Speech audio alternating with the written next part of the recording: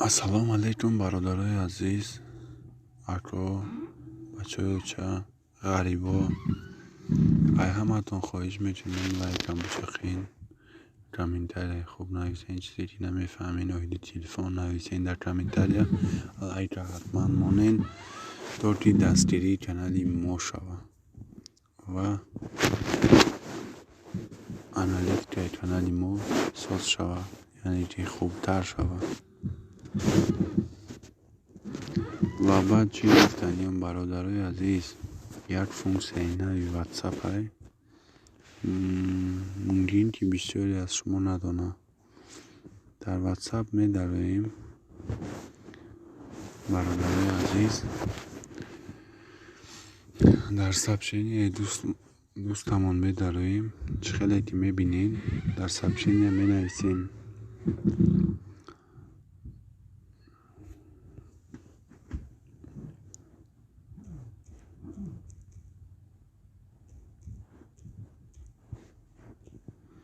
خیلی که دیدین شما در آخر اولش ستارچه میمونین، طرز نوشت دیگر می شود. باز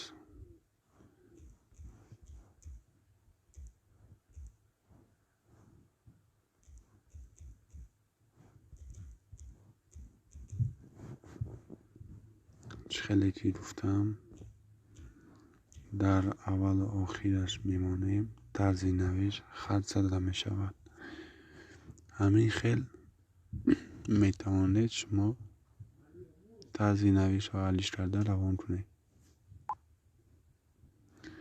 و طرز نوشت شما خیلی زیباتر شده.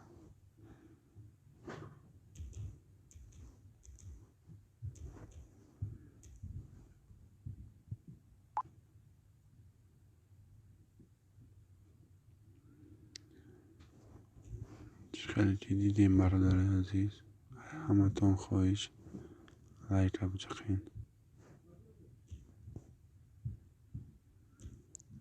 دستی شما پیشروی ما